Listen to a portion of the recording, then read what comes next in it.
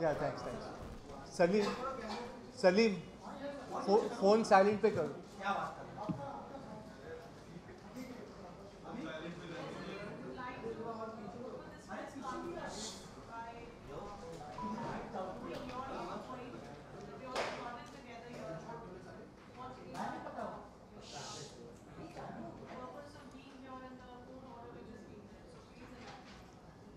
Good evening, everybody. Sorry I got late because of the rains, and thanks to all of you all for coming.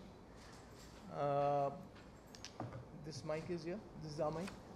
Hello. Good evening, everybody. Thanks. आवाज नहीं आ रहा है? From the mic. हाँ, mic से आएगा. Let the mic be on. Good evening, everybody. Thank you for coming. It's been raining, but so kind of you that you all could come. And I'm sorry I've got late because of the rains.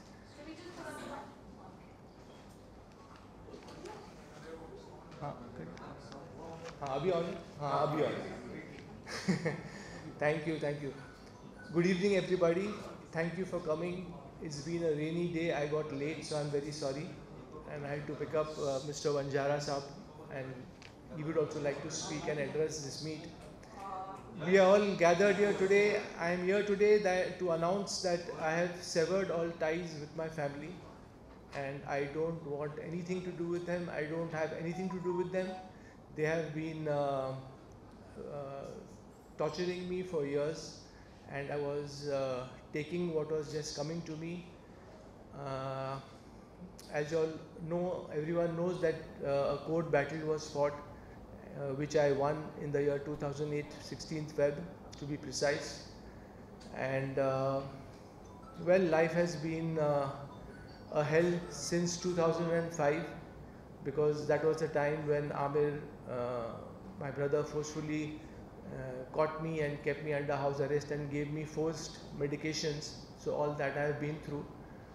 Well, I will at Cozy Home. At Cozy Nursing Clinic, yeah, I was caught and put over there for 19 days. Anyway, the details Vanjara Saab will share with you. This is Mr. Vanjara Saab. He is my lawyer and my father's friend and advocate. Mr. Vanjara Saab will... I was looking after that case right from 2008, and being a father friend, he requested me to appear in that case and fight for the custody, because Amir Khan Sahab, Amir was asking his custody, and we were fighting that case for practically about 12 years. 12 years. 5 months. 5 months. 5 months. 5 months. हाँ, ये mic. And then finally the custody was given to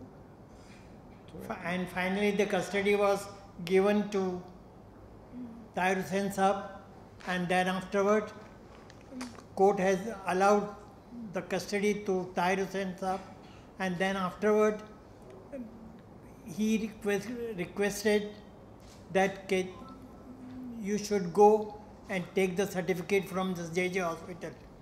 And even JJ hospital also, Mr. Faisal Khan was for 21 days. 21 days. Around 21 days. And thereafter, from JJ hospital also, the clean sheet has been given, and that he is not suffering from schizophrenia. That is the only thing was there, and that was their case only, that he is mad, he is not keeping well, and that's why he has been locked up in Cozy Home for a long time. Cozy Nursing Home. Cozy Nursing Home. That was the इससे पहले Dr. Harish Shetty. हाँ, बंजारा साहब, इससे पहले जो हुआ था ना, जो मुझे आमिर ने फोर्सफुली लेके गया था, मेडिकेशंस दिए 2005 में, 2005 जब आपके आने से पहले भी. यस, आप तो 2008 में अब्बाजान के साथ आए थे कोर्ट में, तो वो आपने लेकिन उससे पहले जो मेरे साथ हुआ था, मेरा जो फैमिली ने गलत मेडिकेशन दिया, मुझे टॉर्चर किया, कोजी नर्सिंग होम में बंद किया, डॉक्टर हरीश शेट्टी ने वहाँ मुझे एग्जामिन किया और उनका पहला लाइन था डॉक्टर हरीश शेट्टी का कि इसकी गुर्मी निकालनी है। Now gurmi is a Marathi slang and that means कि doctor Harish Shetty wanted to remove my pride, remove my ego and मुझे शौक हुआ कि कोई डॉक्टर ऐसा बोल सकता है। And from then on I knew कि ये मेरे साथ बहुत गलत होने वाला है। और मेरी बहन निखत हेगड़े, संतोष हेगड़े और मेरे अंकल इम्तियाज़ वो उस वक्त वहाँ डॉक्टर के सामने थे, लेकिन उन्होंने कुछ कहा नहीं डॉक्टर को कि आप ऐसे कैसे बात कर सकते हो। और फर्स्ट ऑफ ऑल आमिर ने भी आके मुझे गलत तरीके से पकड़ा और पुलिस के साथ आए थे आमिर 2005 में मेरे घर पे, जो उनका ही घर है असल में, बेला विस्टा में। और उन्होंने मुझे धमकी दी कि अगर तुम नहीं चलोगे साइकेट्रिस्ट के पास तो तुमको दूसरे रूम में डॉक्टर है, वो तुम्हें इंजेक्शन देगा, तुम्हें अनकॉन्शियस करेगा और तुमको ज़बरदस्ती लेके जाया जाएगा मेंटल इवैल्यूएशन कराने के लिए। तो मैं तो शॉक में भी था और मैंने आमिर को उस वक्त बोला कि ये सब करने की क्या ज़रूरत थी, अगर तुमको मेंटल इवैल्यूएशन करना ही था तो मुझे ऐसे ही बोल देते, मैं तो तैयार था। और मैं उस वक्त उनके साथ चला गया कोजी नर्सिंग होम में वहाँ, और उन्होंने मेरा फ़ोन भी ले लिया, मेरे अंकल इम्तियाज़ ने मेरा फ़ोन ले लिया और मैं बिल्कुल लाचार था, हेल्पलेस था और उनके मर्सी पे था आमिर खान और फैमिली के। और फिर डॉक्टर ने जब ऐसी बात की तो मुझे मालूम पड़ गया कि मेरे साथ बहुत गलत होने वाला है और मुझे हर चीज़ सहनी पड़ेगी। लेकिन उस दिन भी मैंने उन लोगों को कहा था कि मैं एक चीटी हूँ। मेरे सिस्टर निखत और संतोष हेगड़े को मैंने कहा था कि मैं चीटी हूँ इस वक्त, लेकिन एक दिन आएगा जब चीटी भी हाथी को मार गिराएगी और शायद वो दिन आज आ गया है। मैं सबके सामने ये कहना चाहूँगा कि मेरे साथ बहुत गलत हुआ और मैंने बहुत सहा उनकी और उनके टॉर्चर को सहा मैंने। बहुत ट्रॉमेटिक टाइम था मेरे लिए। तो ये 2005 में मुझे पहले कोजी नर्सिंग होम में बंद किया गया, ज़बरदस्ती दवाएं दी की गलत सलत, और फिर आमिर 19 दिन के बाद मुझे आमिर के घर पे कैद कर दिया गया, जहाँ रूम के बाहर बॉडीगार्ड्स रहते थे और मुझे ज़बरदस्ती दवाएं दी जाती थी। और जब मैंने कोजी नर्सिंग होम में भी कहा था कि मुझे दवाइयाँ की ज़रूरत नहीं है, तब भी मुझे फोर्सफुल मेडिकेशन दिया। एक ड्रग का नाम है सेरेनेस, जो उसका टेस्ट भी नहीं आता है और वो कलरलेस भी रहती है, वाटर के कलर की रहती है। तो वो बॉडीगार्ड सब लोग मुझे वो दवाई देते थे पानी में, इंजेक्शन के थ्रू बॉटल में डालते थे और मुझे पानी और खाना तो खाना ही था ज़िंदा रहने के लिए। तो जब मुझे एहसास हुआ कि मैं 20-20 घंटे सो रहा हूँ तो मैंने मेरे सिस्टर को बुला के कहा कि मुझे पता है कि तुम लोग मुझे दवाइयाँ दे रहे हो चुपचाप, तो मैं ये ओवरडोज हो सकता है and I can lose my life, मैं अपनी जान खो सकता हूँ। तब मैंने डॉक्टर से रिक्वेस्ट किया और निखत को रिक्वेस्ट किया कि मैं जो आप लोग दवा मुझे फोर्सफुली दे रहे हो मैं उसको लेने के लिए तैयार हूँ, क्योंकि मैं नहीं चाहता था कि मुझे ओवरडोज हो जिससे मेरी जान को ख़तरा था। तो ये सब टॉर्चर हुआ। फिर आमिर के घर पे मुझे 1 साल बंद किया गया ज़बरदस्ती, और दवाएं तभी भी चालू थी। तो फिर मेरा वज़न भी बढ़ते जा रहा था, 103 किलो हो गया था मैं। और फिर 1 साल के बाद मैंने आमिर को कहा कि आप लोग ने कहा था कि 1 साल के लिए आप लोग ने कहा था कि आप लोग मुझे कैद करेंगे। तो अब 1 साल हो गया है, 2006 का वक्त था वो। और मैंने बोला कि मुझे फिर से जो आपका दूसरा घर है जहाँ मैं रहता था, जहाँ आप लोग ने मुझे फोर्सफुली पिकअप किया था बेला विस्टा में, वहाँ भेजा जाए। तो आमिर ने मुझे अलाउ किया कि मैं वहाँ जा सकता हूँ। उन्होंने कहा, क्योंकि 1 साल में मैंने कुछ ऐसे ही उनको मौका ही नहीं दिया था कुछ मेरे अगेंस्ट कहने का, करने का। तो 1 साल के बाद मुझे घर जाने दिया वापस। और फिर 2007 में फिर सब ठीक चल रहा था। मैं कुछ गोट फार्म स्टार्ट करने की कोशिश कर रहा था और हाँ, अहमदनगर में एक मैंने ज़मीन भी देखी थी और वहाँ गोट फार्म स्टार्ट करने की मैं कोशिश कर रहा था और कुछ लोगों को मिल रहा था उसके लिए। तो वो सब काम चल रहा था। सडनली आमिर ने मुझे 2007 में बुला के दोपहर को, डॉक्टर हरीश शेट्टी और आमिर ने कहा कि तुमको कल जाना है, अपनी सिग्नेटरी राइट्स देना है।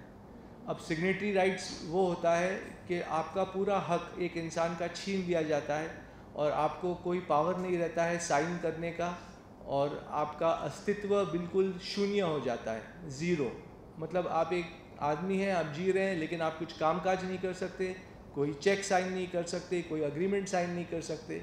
तो मुझे जब ये पता चला, मैं उनको तो हाँ हाँ बोल रहा था कि मैं जाऊंगा और डॉक्टर और जज के सामने बोलूँगा कि I M incapable of taking my decisions. Aamir ने कहा था ऐसे बोलना है तुमको जाके जज के सामने कि मैं अपने फ़ैसले खुद ले नहीं सकता और मुझे एक गार्डियन की ज़रूरत है। तो उस वक्त तो मैं हाँ हाँ बोल रहा था उनको कि हरी शेट्टी को और आमिर को कि हाँ मैं जाऊंगा और सब करूंगा, लेकिन मेरे दिमाग में चल रहा था कि मैं अपने आप को अब कैसे बचाऊं और इस चक्रव्यूह से कैसे निकल पाऊं। और तब मैंने फ़ैसला किया घर जाकर कि मैं घर छोड़ दूंगा, और मैं घर से निकल गया, क्योंकि अब मुझे पता चल गया था कि मेरी फैमिली को मुझे टेक ऑन करना पड़ेगा। मेरी फैमिली मेरे ख़िलाफ़ है और मुझे अपनी फैमिली के सामने लड़ना पड़ेगा, खड़ा होना पड़ेगा। और तब मैंने फ़ैसला लिया घर छोड़ने का, और मैं अपने एक दोस्त, एक इंस्पेक्टर हैं मिस्टर सनके, उनको मिला और उनसे मैंने राय ली कि मैं ऐसे ऐसे फंस चुका हूँ, मेरी फैमिली मुझ पर जुल्म कर रही है। उनको सारा मामला मैंने बताया। तो मिस्टर संके ने कहा कि आप जाइए और आप एक गवर्नमेंट हॉस्पिटल में अपने आप को इवैल्यूएशन कराइए। और संके ने कहा आप तैयार हैं कराने के लिए? तो मैंने कहा हाँ बिल्कुल, अगर मैं बिल्कुल कराऊंगा इवैल्यूएशन मेंटल, क्योंकि अगर मैं सच में पागल हूँ तो मुझे फैमिली के पास जाना चाहिए और फिर मैं जाऊँगा। तो मैंने KEM हॉस्पिटल में जाके बहुत मुश्किलों से मैंने टेस्ट दिया, क्योंकि जब आप जाते हैं, कोई इंसान जब जाता है गवर्नमेंट हॉस्पिटल में टेस्ट करने को, तो आपको वो बग़ैर एक फैमिली मेम्बर के टेस्ट भी नहीं करते। तो फिर मैं फंस गया फिर से, क्योंकि कोई सब फैमिली मेम्बर्स मेरे ख़िलाफ़ थे। तो फिर मैंने कैसे भी अब्बाजान को कांटेक्ट किया, और अब्बाजान ने कहा कि मैं तुमको एक लेटर दे सकता हूँ कि तुम नॉर्मल हो और तुम्हारी जांच की जाए। तो वो लेटर के बेसिस पे मेरा टेस्ट हुआ KEM हॉस्पिटल में। ये 2007 की बात है, 2007 अक्टूबर। और फिर मेरे इंस्पेक्टर दोस्त जो थे सन के, उन्होंने कहा कि आप 2-4 दिन के लिए ज़रा गायब हो जाइए जब तक ये रिज़ल्ट्स नहीं आते, और जब ये रिज़ल्ट्स आ जाएंगे तो आपको कोई कैद नहीं कर सकेगा, आमिर फैमिली, आपको कोई ख़तरा नहीं रहेगा उनसे। तो आप ये रिज़ल्ट्स आने का तक आप गायब हो जाइए। तो उस वक्त मैं खंडाला चला गया था, और पता नहीं कैसे भी, पता नहीं फैमिली को कैसे पता चल गया, और उन्होंने पुलिस भेजा मुझे अरेस्ट करने खंडाला में। और जब पुलिस बीच रात में आई खंडाला, तो मैंने उनको पूछा कि आप लोग क्यों, उन्होंने बोला आपको चलना पड़ेगा हमारे साथ, हम खार पुलिस स्टेशन से हैं। तो मैंने कहा कि लेकिन पुलिस को मैंने ये पूछा कि मैंने गलत क्या किया है। पुलिस जब ही पकड़ती है जब आपने कुछ गलत किया हो। तो मैंने पुलिस को क्वेश्चन किया कि आप मुझे किस सिलसिले में पकड़ रहे हैं, आपके पास वारंट है, क्या है आप, और आप किस जुर्म में मुझे पकड़ रहे हैं। लेकिन उन्होंने कहा कि आपकी मदर और सिस्टर ने एक कंप्लेंट डाली है पुलिस स्टेशन में कि आप सोसाइटी को के लिए हार्मफुल हैं, आप डेंजरस टू सोसाइटी हैं, और आपको स्किज़ोफ्रेनिया है, ये उनके डॉक्टर्स बोल रहे हैं। तो मैंने कहा ये सब झूठी बातें हैं। तो उन्होंने बोला खैर आपको चलना पड़ेगा, आप चलिए हमारे साथ। तो मुझे उनके साथ चलना पड़ा, क्योंकि वो होटल वाले ने भी बोला मुझे कि हम आपको रहने नहीं देंगे। तो ये सब हुआ बीच रात में खंडाला में, और मैं पुलिस के साथ मुझे आना पड़ा। पुलिस को तो ऑर्डर मिला था कि कैसे जैसे तैसे भी फैसल को पकड़ के लेके आओ। तो पुलिस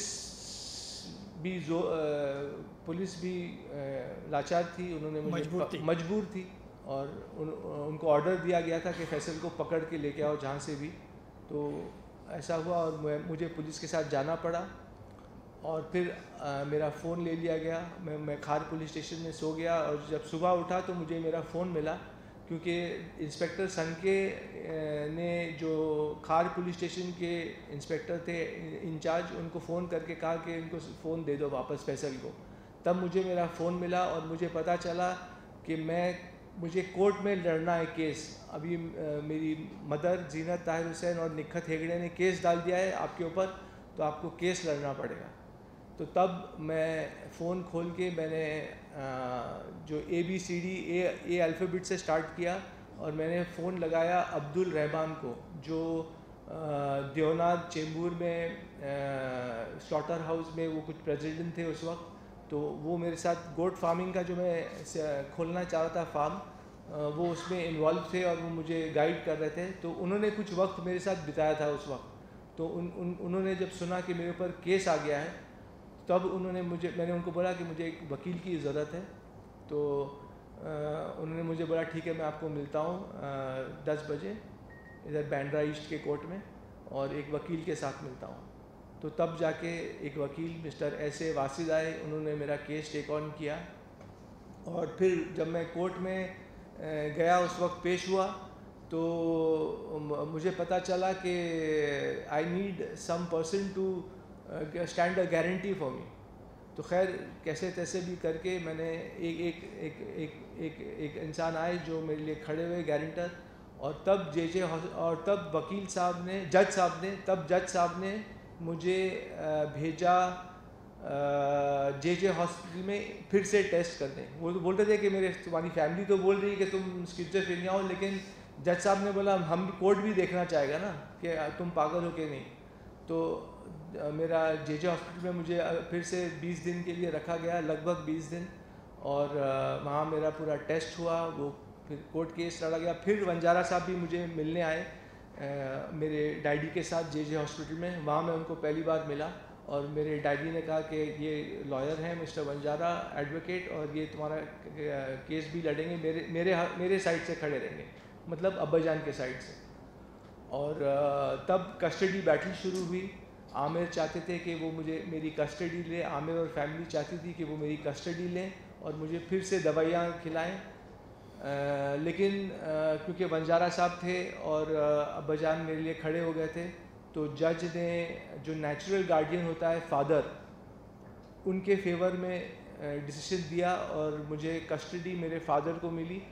और जज साहब ने ये भी कहा, मैंने आप लोग को एक वर्डिक्ट भी दूंगा, जो कोर्ट का वर्डिक्ट है वो आप लोग उसके थ्रू जा भी सकते हैं, कि कोर्ट ने मुझे क्लीन चिट दी है, मैं केस जीता।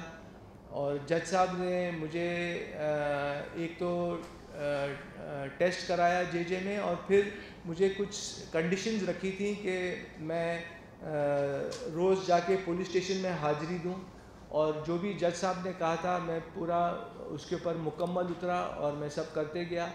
और फिर जब अब्बाजान के ऊपर प्रेशर पड़ा मॉनिटरी, तो अब्बाजान ने भी मेरा साथ छोड़ दिया और उनका पैसा पानी बंद किया गया फैमिली के थ्रू।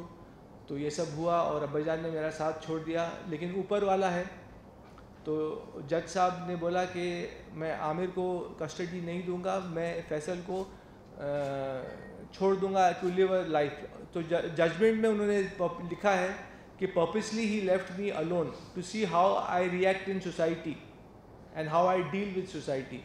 तो ये जज साहब का बहुत अच्छा एक फ़ैसला था और उन्होंने मुझे जीने दिया। मैं जी रहा था, तब तक केस भी चल रहा था, मैं सब सोशल एक्टिविटीज़ कर रहा था। उसका प्रूफ मैं जज साहब को दे रहा था हर हियरिंग पे कि मेरी क्या क्या एक्टिविटीज़ हैं। और फिर केस चला, और फिर 4 महीने के बाद Feb 16 को मुझे वर्डिक्ट दिया गया। जज ने कहा कि you are a normal person and you can live your life freely as a Indian citizen and you don't have paranoid schizophrenia. और ये सब करके मुझे एक क्लीन चिट मिली, मैं केस जीत गया, केस मेरे हक में गया, और तब मैं अपने कामों में फिर से लग गया। तो ये पूरी स्टोरी थी। और जो मेरे साथ हुआ, तो मुझे बहुत टॉर्चर सहना पड़ा इस दौरान। फिर मैं घर से बाहर रहा और बस ज़िंदगी चलती गई। मैं अपने काम काज में व्यस्त हो गया, बिज़ी हो गया, काम ढूंढने की कोशिश कर रहा था। उस दौरान कुछ लोग पूछते हैं मुझे कि मुझे पैसा कहाँ से मिल रहा था, मैं कैसे जी रहा था। तो मेरी कुछ पॉलिसीज़ थी, LIC पॉलिसीज़, PPF फंड, जो मैंने तोड़ा। फिर एक शख्स थे हारून भाई, जिन्होंने मुझे जिनको मेरी कहानी पसंद आई, उन्होंने मुझे साइन कर लिया था उस वक्त एक पिक्चर के लिए। तो वहाँ से पैसा आया। जो ज़मीन मैंने ख़रीदी थी उस वक्त गोट फार्म के लिए अहमदनगर में, मैंने वो डील कैंसिल की, वहाँ से थोड़ा पैसा आया। एक बिग बॉस करके एक शो है जो मुझे बहुत लेना चाह रहा था उस वक्त, तो उनसे थोड़ा साइनिंग अमाउंट मिला मुझे। मैं शो में तो गया नहीं, लेकिन साइनिंग अमाउंट मुझे मिला करीब 4 लाख उस वक्त। तो ये सब से मेरा गुजारा चल रहा था, मेरा गुज़र चल रहा था, और मैं एक रिस्पेक्टफुल ज़िंदगी जी रहा था। तो ये सब मामले चले, और फिर ज़िंदगी चलती गई। और फिर मैंने आमिर को एक बार जाके बोला कुछ सालों के बाद, 2-3 सालों के बाद, कि मुझे कोई काम नहीं दे रहा है क्योंकि सब लोग समझ रहे हैं मैं पागल हूँ। तो एक नॉर्मल इंसान को काम मिलना कितना मुश्किल होता है, ये तो आप लोग जानते ही होंगे। तो एक पागल इंसान को कौन काम देगा? तो आमिर ने मुझे बोला ठीक है। मैंने बोला अभी तुमको मुझे रखना पड़ेगा। तो उन्होंने मुझे स्क्रिप्ट डॉक्टर की नौकरी दी 30,000 महीने पे, और मैं अपना काम कर रहा था और चला रहा था अपने रोज़मर्रा की ज़िंदगी। तो इस हिसाब से ज़िंदगी चलती गई। लेकिन आज तक भी दुनिया को कुछ डाउट है कि मैं शायद एक नॉर्मल इंसान नहीं हूँ। मुझे आज तक वो झेलना पड़ता है वो समाज के सामने, और मुझे काम मिलना मुश्किल हो जाता है। हालांकि मैंने आगे चलकर एक फ़िल्म भी की, चिनार दास्तान-ए इश्क, जिसमें मैं लीड रोल था। वो 2015 में रिलीज़ हुई, और मैं कहानियों पर काम कर रहा था, मैं लिख रहा था। फिर बाद में एक पिक्चर मेरे और बनी, डेंजर अहेड करके, जिसके डायरेक्टर थे फैसल सैफ। लेकिन वो गुज़र गए और पिक्चर अभी तक रिलीज़ नहीं हो पाई। तो फैसल सैफ ने वो पिक्चर, मैंने शूटिंग कंप्लीट कर दी है वो पिक्चर की, उसका पोस्ट प्रोडक्शन थोड़ा बाकी है, लेकिन वो पिक्चर भी रेडी है। इस बीच में मैंने सोचा कि दुनिया जो भी सोचती है मेरे बारे में कि मैं मेंटल इंसान हूँ, मैं पागल इंसान हूँ, कोई बात नहीं, मैं अपने काम से प्रूव कर दूँगा कि मैं क्या हूँ। तो इस बीच में मुझे मौका मिला और मैंने फैक्ट्री पिक्चर डायरेक्ट की, उसमें एक्ट भी किया और उसमें गाना भी गाया, उसमें राइटिंग में भी इन्वॉल्व था। प्रोड्यूसर्स भी नए थे वो प्रोजेक्ट के, फैक्ट्री पिक्चर के, तो मैं प्रोडक्शन के भी डिसीजंस लेता था। तो पूरा भार फैक्ट्री का मेरे ऊपर आ गया था। मैंने एक पिक्चर बना दी फैक्ट्री, उसको रिलीज़ भी कर दी ऊपर वाले की मर्ज़ी से। और यही मैंने चाहा कि दुनिया ये देखे कि अगर मैं वाकई एक पागल इंसान हूँ तो मैं एक पिक्चर कैसे बना सकता हूँ, इतना मेहनत करके, उसमें एक्ट भी करके, डायरेक्ट भी करके। उसमें प्रेशर बहुत था मुझे क्योंकि मैं दोनों काम संभाल रहा था। लेकिन मैंने कहा कि चलिए मैं अपने काम से ही प्रूव करूँगा कि मैं पागल हूँ या नहीं हूँ। तो ये सब काम चलता गया। और अब जब एक इंटरव्यू आया, तो ये तो 2021 की बात थी, वो पिक्चर भी रिलीज़ हो गई फैक्ट्री। अब मैंने कुछ प्रोजेक्ट्स लिखे थे लॉकडाउन में जो मैं स्टार्ट करना चाह रहा था। तो मैंने एक इंटरव्यू दिया पिंक विला में, और वो इंटरव्यू के बाद फैमिली वाले नाराज़ हो गए मुझसे। और मैंने इंटरव्यू को इसलिए नहीं रोका, मेरे सवाल पूछने से जो मेरे फैमिली के बारे में पूछ रहे थे, क्योंकि मुझे सच को बाहर लाना था और मैं एक सच्चा इंसान हूँ। तो जो भी हुआ, क्योंकि मैं क्यों छुपाऊँ, अगर सामने वाला जर्नलिस्ट मुझसे सवाल पूछ रहा है तो मैं जवाब दूंगा। मैं क्यों बोलूँ कि नहीं मैं इस सवाल का जवाब देना नहीं चाहता। तो अगर मैं ऐसे बोलूँगा मतलब मैं कुछ छुपा रहा हूँ, और मैं ये नहीं चाहता कि मैं कुछ छुपाऊँ और लोगों को रूबरू ना करूँ मेरे साथ क्या हुआ है। तो जो सवाल पिंक विला के एंकर अविनाश ने मुझसे पूछा तो मैंने उसका सही जवाब दिया, सच्चा जवाब दिया। वो फैमिली वालों को अच्छा नहीं लगा, वो लोग नाराज़ हो गए और उन्होंने मुझे तोहमत लगाई कि मैं मिसलीड कर रहा हूँ मीडिया को, पब्लिक को, और उन्होंने और भी मुझ पर इल्ज़ाम डाले। सारे फैमिली वाले मेंबर्स ने साइन किया वो लेटर बोलिए या इंटीमेशन बोलिए, प्रेस को जो उन्होंने दिया था कुछ दिनों पहले। तो मैंने फिर उसका जवाब ये दिया कि मैं फैमिली से अलग हो रहा हूँ और मैं ऐसी फैमिली मैं चाहता नहीं जो मुझे नुकसान पहुँचा रही है, जो मुझे हार्म कर रही है और मुझे बार बार रोक रही है आगे बढ़ने से। तो इससे बेहतर मैंने ये समझा कि मैं फैमिली से ही अलग हो जाऊं और दूर हो जाऊं। तो इसलिए मैंने पब्लिक नोटिस जारी की न्यूज़पेपर्स में, जिसमें ये कहा है कि मैं अपने फैमिली से दूर हो रहा हूं, अलग हो रहा हूं, और मैं अपना फ्री ज़िंदगी बग़ैर किसी प्रेशर के मैं जीना चाह रहा हूं। तो ये पूरा हुआ है और इसलिए मैं अपना हक, अपना पहलू सामने रख रहा हूँ आप लोग के सामने, मीडिया के सामने, ताकि दुनिया को पता चले कि मेरे साथ क्या क्या हुआ, क्या क्या गलत हुआ. तो that is all I would like to say. उससे पहले उससे पहले वो जो आपने ताहिर हुसैन साहब का वो जो बीमारी हुई थी और हॉस्पिटल में थे. आप बताइए.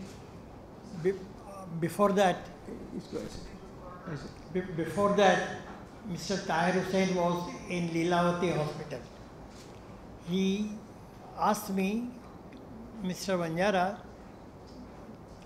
I want that Mr. Santosh Hegde and other person, that is Nikat, should not come to me in the hospital. I don't want to see them, their faces, and want to take off anyone advice. You please see that they should not come. That was the person, Santosh Hegde and the Nikat, as they were involved with the family members and teaching them bad things and putting the bad things in the Amir ears. So it's what he wanted, that they should not come to in the hospital. But according to me, being Amir, though he is an intelligent person, make a good film also, and he came under their impressions and listened to them, especially Santosh Hegde and Nikat. That is the only thing I want, and I want to request you that accordingly, on the point of that Mr. Harish Shetty, he is a renowned psychiatrist. I will be seeing that on that point, and will be writing to the medical council that his license to be cancelled as a doctor. That is our request. That is, I am telling on behalf of Mr. Faisal Khan. That we will be doing, and after that, after the public notice, we wanted to file a writ petition in the Honorable High Court after the 30 days of the public notice, and accordingly notice will be issued to them, and in that writ petition they have to file their affidavit. There is no alternative. They have to come out openly and say that. And once we will get the writ petition filed in the High Court, then we will get, inshallah, good order accordingly, which we have got from earlier from the Bandra 9th Court on 16 to 2008. I think so, 16 to 2008. Feb 16th, 2008. 16th, Yeah, yes. 2002. 2008. And I have got the copy of that also. इनको भी copy दी जाएगी And सबको. I will be giving this copy to everyone. That दूसरी is बात ये है कि एक पॉइंट में आप एक और इम्पोर्टेंट पॉइंट ये था कि in between mister Tahir Hussain साहब was very much sick.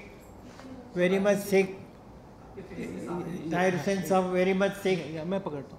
Tahir Hussain Saab very much sick, and then he was not able to control his urine.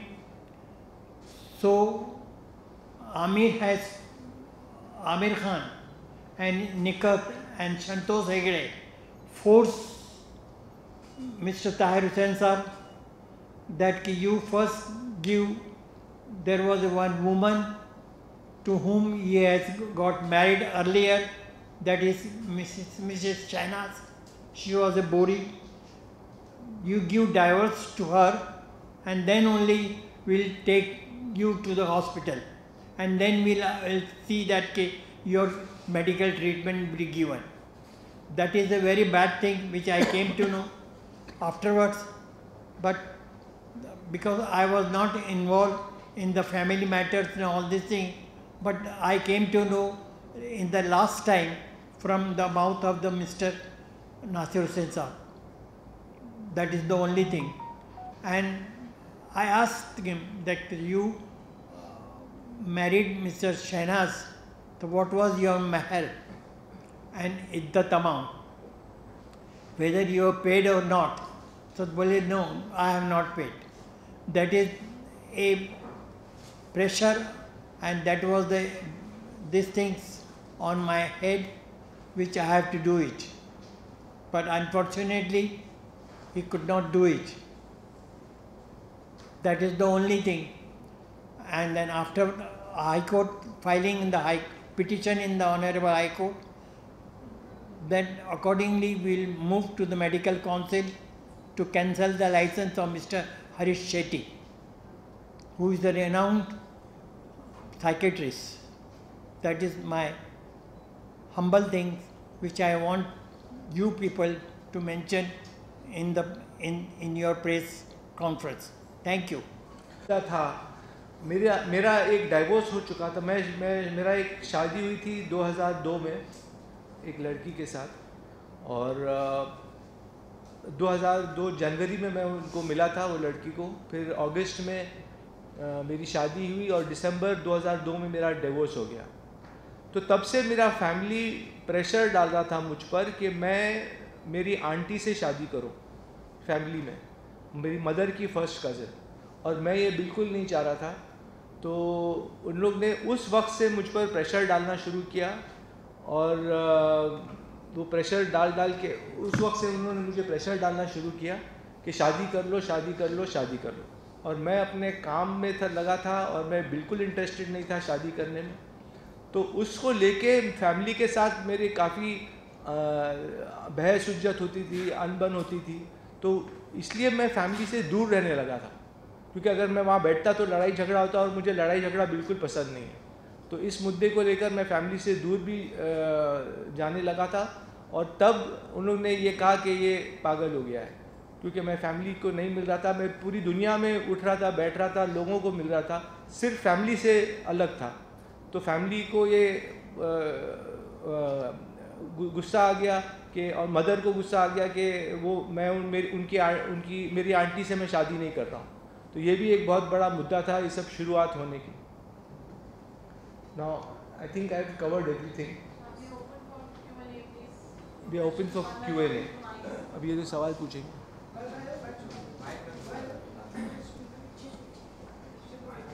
कौन सा माइक?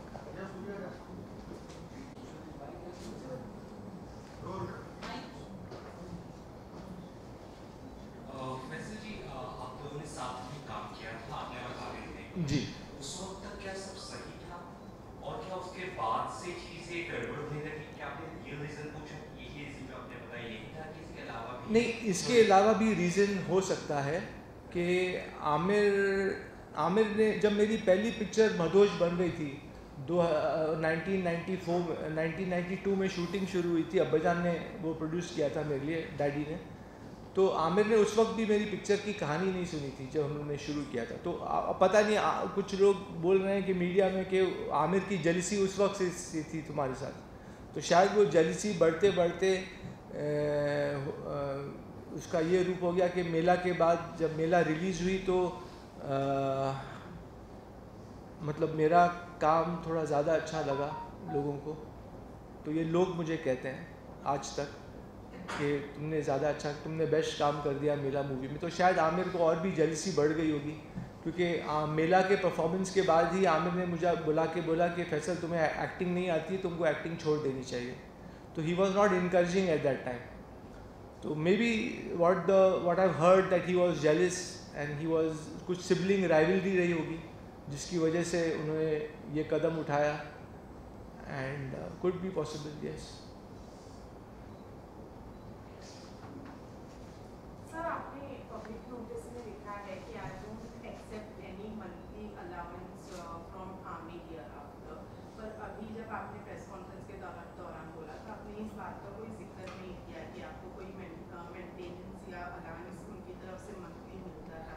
जी, ये अच्छा सवाल आपने पूछा। नहीं, मुझे एक मेंटेनेंस मिलता था जब मैं घर वापस लौटा। तो पहले तो मुझे 30,000 पगार मिलती थी, जो मैं स्क्रिप्ट डॉक्टर था मैं, तो तब मिलती थी। फिर आमिर ने एक दिन मुझे बुला के बोला कि फैसल मैं तुमको नौकरी से निकाल रहा हूँ। तो no need to come to the office. तो maybe he felt I was not working hard enough और वॉट एवर, तो शायद उन्होंने वो कदम उठाया. तो अब मेरे पास पैसा कहाँ से आए, क्योंकि दुनिया तो अभी तक मुझे पागल समझती है, तो कौन काम देगा. तो फिर मैंने आमिर से बहस उज्जत की एक दिन, और मैंने बोला कि you will have to give me a monthly sustenance till I don't stand on my 2 feet, because तुम्हारी वजह से मैं पागल करार किया गया हूँ. तो उन्होंने अग्री किया और उन्होंने बोला कि ठीक है मैं मंथली तुमको अलाउंस दूंगा. तो वो अलाउंस तय हुआ तो मुझे मिलता था. तो अब जब मैंने घर छोड़ दिया, जब मैंने पब्लिक नोटिस जाहिर की, तो मैंने ये फैसला लिया है कि ना मैं उनके घर में रहूँगा और ना मैं उनसे मंथली मनी लूँगा. जो है ऊपर वाला देगा. मैं मेहनत करूँगा. मैं अपना जो भी मैंने सीखा है फिल्म लाइन में, मैं एक पिक्चर डायरेक्ट भी कर चुका हूँ, तो मैं डायरेक्शन की तरफ जा रहा हूँ.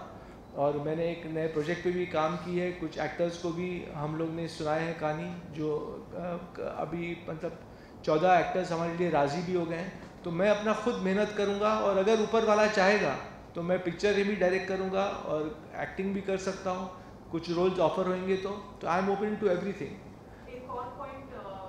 तो अभी मैं पैसा नहीं लूँगा आमिर से, ना उनके घर में रहूँगा. एक और पॉइंट था कि आपने कहा कि मुझे बिग बॉस का साइनिंग अमाउंट मिला था. जी. एंड वी ऑल नो कि Aamir and Salman are both in good terms. तो क्या वजह थी कि साइनिंग अमाउंट मिलने के बाद भी आप बिग बॉस हाउस में? हाँ, तो उस वक्त भी बिग बॉस का जो मुझे मिला था साइनिंग अमाउंट, सडनली मुझे निकाल दिया गया वहाँ से. तो मुझे पता चला कि आमिर ने कुछ स्ट्रिंग्स पुल किए और उनकी वजह से ही मुझे निकाला गया. जब उनको पता चला कि मैं बिग बॉस में जाऊंगा उस वक्त, और मैं सब दुनिया के सामने अपना जो भी पेश करूंगा, जो आज मैं पेश कर रहा हूं, तो वो डर गए और उन्होंने मुझे बिग बॉस से निकाल दिया. तो only he could have used his pull and power to remove me from Bigg Boss, वरना मैं वो शो भी करता. और कुछ मेरा सवाल आपसे, जिस तरह से फॉल्स एलिगेशन और चार्जेस लगाए गए हैं फैसल पर थ्रू हिज फैमिली, और अनसाउंड माइंड डिक्लेयर किया है उनको, बट कोर्ट के वर्डिक्ट में उनको फ्री और फिट एंड फाइन कर दिया डिक्लेयर. बट अगर आगे जाकर ये अगर केस फाइल करते हैं अपनी फैमिली के against, so what will be the punishment to his family? There is no punishment, so we cannot say. She is asking about the writ petition, I think. What is the consequences of the writ petition? Consequences of the writ petition. That will be filing in the writ petition in the Honorable High Court, and they have to file their reply after notice to them. And that is the only thing. Then we'll come to know that what is the reply incoming. So was their real intention? What was their real intention? You will come to know when they file the reply. But उससे कुछ consequence नहीं होंगे ना, उससे मतलब वो jail नहीं जा सकते. नहीं करेंगे consequences. Just to get my freedom. Only thing that we will get the order from the High Court or in the writ petition that now henceforth they should not, Mr. Amir, Santosh Hegde, Nikat and other people should not interfere in the life of Mr. वो Faisal एक Khan. Legal, देखिए जैसे मैंने एक public notice जाहिर किया तो ये लीगल नहीं था, ये मेरी तरफ से एक नोटिस जाहिर किया गया था. लेकिन रिट पेटिशन लीगली कटिंग होगा, उनको कुछ कॉन्सिक्वेंसेज नहीं होंगे, मतलब उनको ना कुछ सज़ा होगी ना कुछ होगा, लेकिन that will be a legal step that I am cutting all ties and you can't interfere in my life. And from the higher court we will get the order after public notice. But there is no possibility जो past में आपके साथ हुआ उनके लिए punishment मिले उन्हें, क्योंकि आपके फादर ने तो आपको फिट एंड फाइन डिक्लेयर जी, किया था. जी. मेडिसिन दिए गए थे, आपको पागल करार दिया गया था, उसके बाद आपको तो लॉक किया गया था घर में. तो ये सारी जो साजिशें रची गई थी आपके अगेंस्ट और आपको बंद किया गया था, तो उनके खिलाफ ऐसी कुछ कोई उसके लिए कुछ सज़ा मिल सकती हो? नहीं, रिट पिटीशन में सजा का नहीं. बट हमने जो केस लड़ा था, वो जो हम लोग ने पहले जो 2007 और 8 में केस लड़ा था, वो उसमें हम लोग ने कुछ फाइल नहीं किया कि हमको कुछ कॉम्पेंसेशन चाहिए या उनको कुछ उनके खिलाफ हमने किया नहीं था. And I don't no, I was not interested in, I just wanted कि मेरा पीछा छूटे इन लोगों से और मैं अपने काम में जीऊँ और अपना काम करूँ. तो मेरा इंटेंशन ये नहीं था कि मैं उनको सज़ा दूँ या उनको कुछ दूँ. सज़ा तो ऊपर वाला देगा. सज़ा मैं क्या सज़ा देगा, लोग क्या सज़ा देंगे? जो सज़ा देना है वो ऊपर वाला देगा. वो हम लोग सब हैं दुनिया में, देखेंगे कि क्या होता है आगे. तो मुझे तो जान छुड़ानी थी, अपनी जान बचानी थी. ना कि उनको सज़ा देना था। But how is it Faisal, this way, like Bollywood में एक तो आपने openly बात की है, जी। बहुत बड़ी बात है, easy होगा आपके लिए आगे बढ़ना Bollywood में? What do you think? नहीं, I am going to try my best and again I believe in god a lot. तो क्या होता है कि मैं खुदा ऊपर वाले में, भगवान में बहुत मानता हूँ। तो भगवान ही रोटी देता है, भगवान ही हमको हर सांस देता है, तो वो ही हर चीज़ करेगा। अगर उसने मुझे इस धरती पे लाया है तो उसकी भी जिम्मेदारी होगी कि फैसल को आज खाना कहाँ से मिलेगा और फैसल का काम आगे कैसे बढ़ेगा, वो उसकी जिम्मेदारी हो जाती है। और अगर होना है तो होके रहेगा, नहीं होना है तो नहीं होगा। और जब अल्लाह ताला इतनी बड़ी यूनिवर्स को संभाल रहे हैं, इतने लोगों को संभाल रहा है और वो बहुत रहीम और करीम है, तो वाई नॉट टू फैसल। वैसे फैमिली में कोई भी आपके साथ नहीं? फैमिली में डैडी मेरे साथ थे, जब तक उनको ऊपर मॉनेटरी प्रेशर नहीं पड़ा था, उनका फाइनेंशियल रोका नहीं गया था, तो वो मेरे साथ थे। लेकिन और कोई फैमिली में साथ नहीं है, because I think they all, I don't know, maybe they want to be with Aamir and money is where the money is there everyone wants to be. So maybe they are supporting Amir and maybe Amir is doing some favors for them. Maybe Amir is making some movies for them. Because I have heard that he's made a movie for Mansoor's daughter also. Imran को भी उसने break दिया था। तो कुछ internal favours भी होते हैं, फैमिली पॉलिटिक्स होती है, तो वो शायद सब कर, so they want to look up to Amir. मेरे पास तो कुछ पैसा नहीं है, मैं फ़िलहाल तो कुछ बना नहीं सकता किसके लिए, तो maybe they want to look up to Amir and that's what they are doing. So this is all family politics. उसमें मैं पिस रहा हूँ। और उसके अंदर सबसे मेन रोल जो है mister Santosh Hegde and Nikhil. या मैं, आप लोगों ने एक एनिमल पिक्चर देखी होगी जो बहुत हिट हो गई थी, उसमें मैं तो सल्यूट करता हूँ संदीप वांगा रेड्डी को। उन्होंने इतनी अच्छी तरह आजकल के रिलेशनशिप्स को दिखाया है, जहाँ उसमें भी अगर आप देखें तो एल्डर सिस्टर कैसे बिहेव करती है और उसका ब्रदर इन लॉ कैसे बिहेव करता है। तो very good, I salute Sandeep Vanga Reddy for the film Animal. I could relate to the film so much कि ऐसे हो रहा है मेरे साथ भी, कि मेरी बड़ी सिस्टर और उसके मेरा ब्रदर इन लॉ कैसे बिहेव कर रहे हैं मेरे साथ। तो बहुत अच्छी तरह से पेश किया संदीप वांगा रेड्डी ने एनिमल पिक्चर को। मैंने 2-3 बार देखा वो पिक्चर जाके। आपको अपनी डैडी की प्रॉपर्टी में से कुछ हिस्सा मिला? जी, डैडी के प्रॉपर्टी से मुझे कुछ हिस्सा मिला था और वो मैंने यूज़ अप कर लिया पिक्चर बनाने में और अपने काम में प्रूव करने को। जो फैक्ट्री पिक्चर मैंने बनाई थी तो उसमें यूज़ हो गया, और कुछ मैंने रखा भी है, थोड़ा कुछ पीपीएफ बनाया था वापस, तो कुछ वहाँ भी इन्वेस्ट हुआ है थोड़ा पैसा। सर पूछना था, अगर कल होकर के आमिर जी बोले जो हुआ भूल जा, आमिर के काम करते हैं। जी, एक सेकेंड सर। अगर आमिर सर कल जिस प्रेस कॉन्फ्रेंस आपने की, कल उन्होंने बोला कि जो हुआ उसे भूल जा, अरेंज मीट से शुरुआत करके मिल करके, तो क्या अपने साथ में काम कर रहेंगे, साथ में लोग आए? डिपेंड्स कि वो किस तरीके से माफ़ी मांगते हैं मुझसे, और फिर मैं तो चाहूँगा कि वो दुनिया के सामने भी आके माफ़ी मांगे। सिर्फ मेरे साथ रूम में बैठ के माफ़ी ना मांगे, यहाँ सामने आके बैठें और बोलें कि दुनिया को बोलें, प्रेस को बोलें कि मैं गलत था। क्योंकि रूम में तो कोई भी माफ़ी मांग देगा, मैं साथ में हो जाऊंगा तो ऐसा लगेगा कि फैसल क्या कर रहा है यार, कभी बोलता है कि हाँ मैं मिलूंगा, कभी बोलता है मैं छोड़ रहा हूँ फैमिली को। आके दुनिया के सामने अगर गलती तुम इकरार करोगे तो ही मैं माफ़ करूँगा, वरना मैं माफ़ नहीं करूँगा। आमिर की आपको कथनी और करनी में फर्क नहीं लगता? उनकी इतनी सितारे जमीन पर जी। जो स्पेशल चार्ज को बोलते हैं कि सोसाइटी से मिले, हाँ। वहीं आपको चाहते हैं आप सोसाइटी से दूर हो जाए। हाँ, वो तो वो नहीं चाह। आपका क्वेश्चन क्या था? वो सोसाइटी चार्ज जूर था। आमिर की कथनी और करनी, कहाँ कथनी? सितारे जमीन पर में स्पेशल चाइल्ड है, हाँ। वो चाहते हैं कि सोसाइटी से मिक्सअप हो। हाँ वहीं आपको चाहते हैं कि पागल नहीं, हाँ वो, सोसाइटी से दूर हो जाए। हाँ क्योंकि मैं स्पेशल चाइल्ड नहीं हूँ, मैं तो वैसा नहीं हूँ, लेकिन वो मुझ पर जुल्म करना चाह रहे थे शायद जेलिसी की वजह से। जो इन साहब ने कहा अभी कि शायद जेलिसी होगी कि फैसल मुझसे आगे ना बढ़ जाए कहीं, तो मैं तो स्पेशल चाइल्ड नहीं हूँ, तो वो मेरे लिए स्पेशल नहीं, वो नहीं, केस अलग हो जाता है। उनके सिविल लाइबिलिटी उनका सामने आती है और वो चाहते हैं कि इसको स्कॉच करो, इसको आगे बढ़ने ना दिया जाए।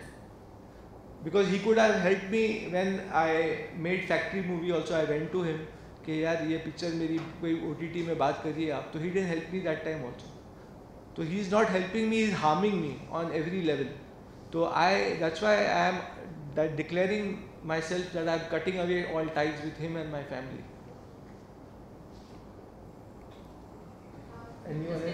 और एक और बात मैं कहना चाहूँगा कि जब फैमिली से मैं नाराज़ हुआ था तो मैंने एक लेटर लिखा था, और उस लेटर में मैंने, क्योंकि फैमिली मुझे बोल रही थी कि अरे यार तुम शादी करो, बहुत प्रेशर आ रहा था हर तरीके से आंटी के साथ, हाँ मेरी आंटी के साथ।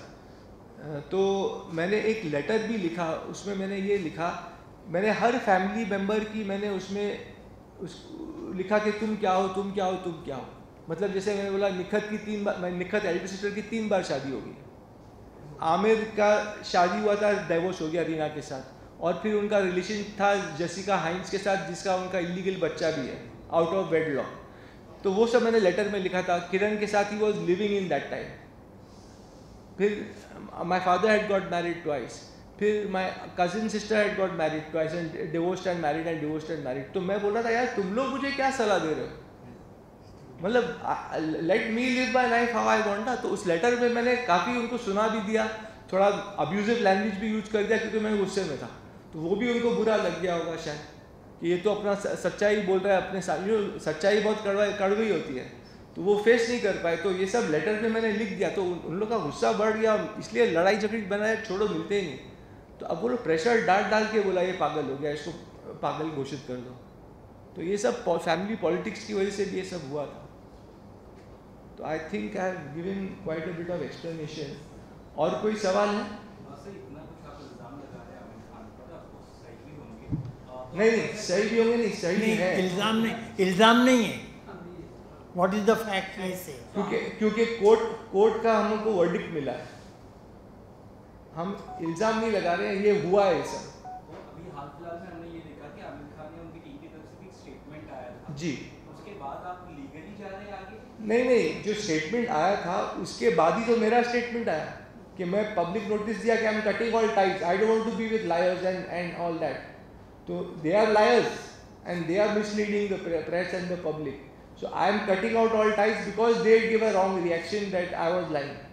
So I do not mix with hypocrites and liars, and that's why I gave the public notice that I want to cut all ties with the family. And मेरा verdict भी आप लोग पढ़िएगा क्या है।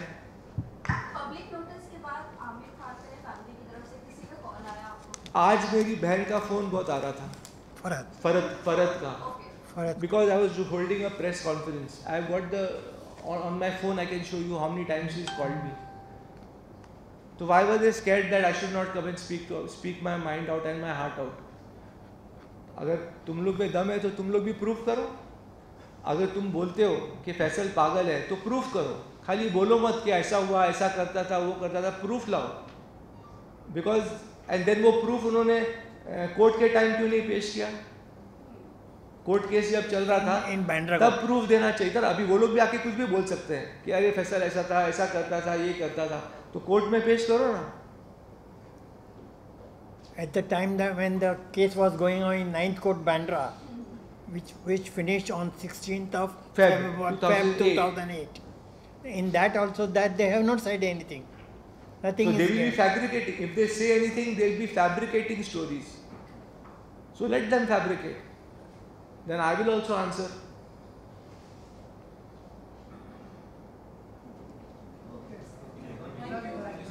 हो गया? Yeah, I think everyone has got the answers and everyone has asked their questions. जी जी आपने नीला पिक्चर में बहुत अच्छा काम किया था, तारीफ की थी, सब हुआ था। जी आपको दूसरे किसी निर्माता या निर्देशक ने कभी कोई ऑफर किया काम करने के लिए?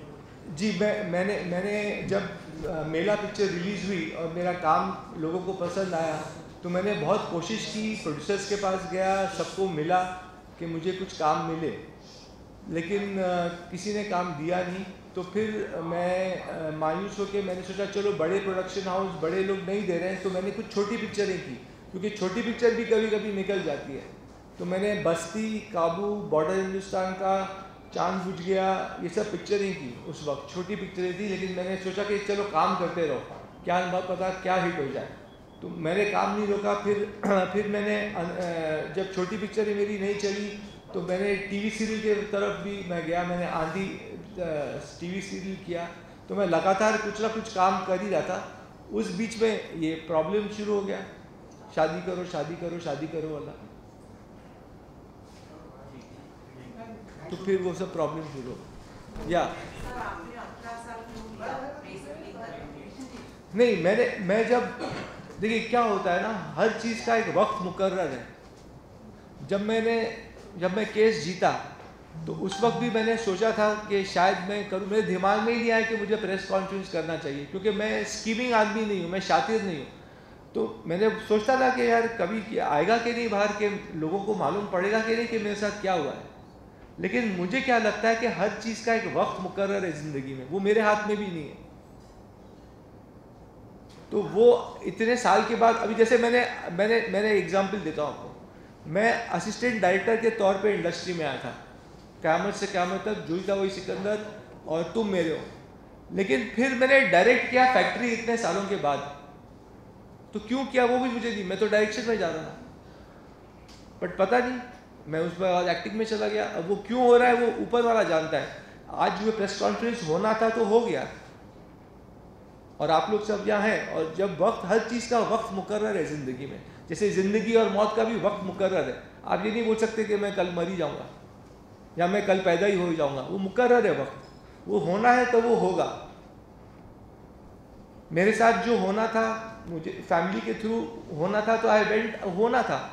अब मैं नहीं बोल सकता क्यों हुआ, वो तो ऊपर वाला ही जानता है कि क्यों और कब क्या होना है। आप इतना आध्यात्मिक की बात कर रहे हो, जी। आपकी बातों में इतना बार बार आ रहा है कि ऊपर वाला देगा, गॉड देगा। जी। तो आपको इतना कॉन्फिडेंस है कि ये मीटिंग करने के बाद, कॉन्फ्रेंस करने के बाद मुझे बेनिफिट होगा? बेनिफिट तो मैं नहीं चाहता हूँ, मैं खाली चाहता हूँ कि मेरा नाम क्लियर हो। मैं नहीं चाहता हूँ कि ये प्रेस कॉन्फ्रेंस इसके लिए नहीं है कि मुझे काम मिल जाए, तो मेरा काम देखकर ही काम मिलेगा मुझे, और वो वही है कि ऊपर वाला ही देगा। ये बेनिफिट ये नहीं है, बेनिफिट ये है कि मैं मेरी फैमिली से दूर हो रहा हूँ, ये मैं उसकी तरफ लीगल स्टेप्स भी लेने वाला हूँ। तो ये प्रेस कॉन्फ्रेंस उसके लिए किया गया है कि भाई मेरे फैमिली वालों मेरे पीछा छोड़ो, और जो मेरा नाम खराब किया गया है वो सच जाहिर हो दुनिया के सामने, इसके लिए किया गया है। Okay, thank you everybody. जी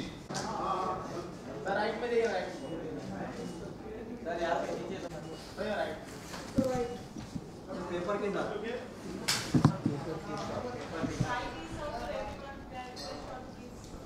वो पेपर, वो वाला वर्डिक्ट पेपर दे वांट, ये दिया इनको। हाँ दिया। ये बच्चा, ये इसको पकड़िए आप आगे side. So one look this side. So one look this side. एक वो तो उनको दे दिया है ऐसे। यहाँ देखिए।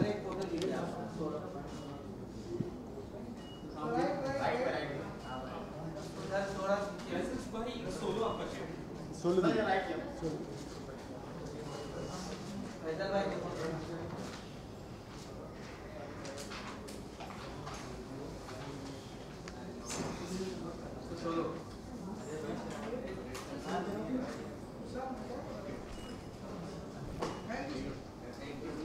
Thank you. और बोल